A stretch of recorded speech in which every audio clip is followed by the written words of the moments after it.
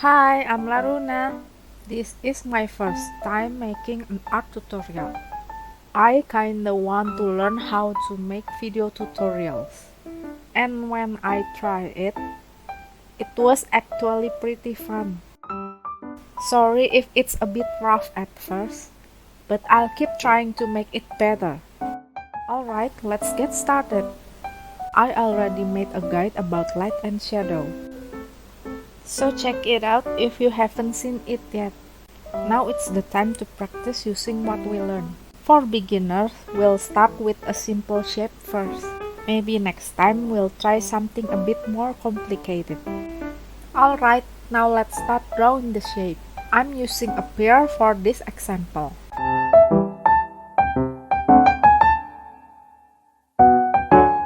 Before shading, ask yourself, what's the main light source? And are there any other lights affecting the objects? In this picture, the main light source is sunlight. It's a bit cloudy, so the shadow won't be super sharp. There's also ambient light coming from the sky, which gives everything a soft blue tint. Then we've got reflected light bouncing off the red table. That'll add a subtle red glow on the lower part of the pear. And finally, there's another object behind it. Maybe an orange, and that can also reflect a bit warm color into the pear. So when you start shading, keep all of that in mind.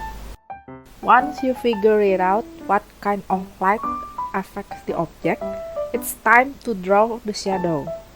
For beginners, you can use multiply blending mode. It's a simple way to start. But if you already understand how to use color well, try blending shadows with actual colors instead of relying on multiply. Here's a tip. If your main light source is warm, like orange or yellow sunlight, then use a cool color like blue or green for the shadow. If the light is cool like blue sky light, then go for warm colors in the shadow. That contrast usually works very well.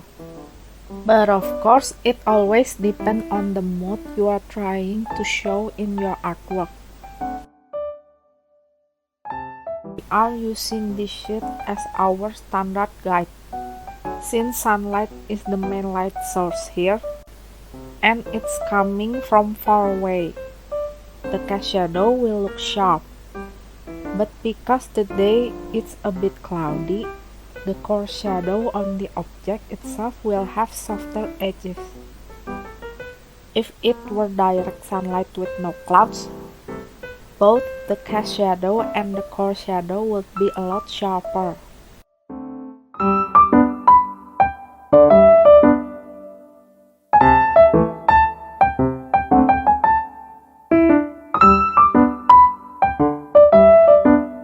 Oh, I'm sorry, I forgot to record this part earlier. So, just a quick note, don't forget to add the occlusion shadow. It's the darkest part of the shadow, usually found where the object touches the surface, like at the bottom of the pear. The shadow also gets thicker and darker toward the backside of the pear. For this one, I didn't use multiply. I just used a warm color to paint it directly. Once we're done with the shadow, it's time to paint the light areas. For beginners, start by picking your base color and slowly build it up to a lighter value. Create a center light.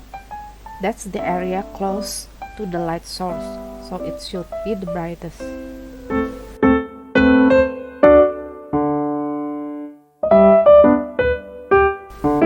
Then don't forget to add a highlight. That's where the light hits the object the strongest. Now let's talk about reflected and ambient light.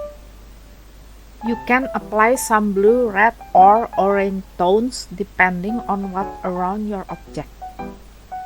For example, here we are using a bit of blue from the sky and red from the table. The colors for ambient and reflected light usually stay in the same value range as your shadows, maybe just a little brighter. The key is to keep the balance, so nothing to look harsh or out of place. It takes practice to learn which values work best, so don't be afraid to experiment. Thank you for watching till the end. I hope this tutorial helped you understand light and shadow a bit better. If you have any questions, feel free to drop them in the comments. I'll be happy to help. And maybe next time, we'll try using a different main light source, like the moonlight. See you!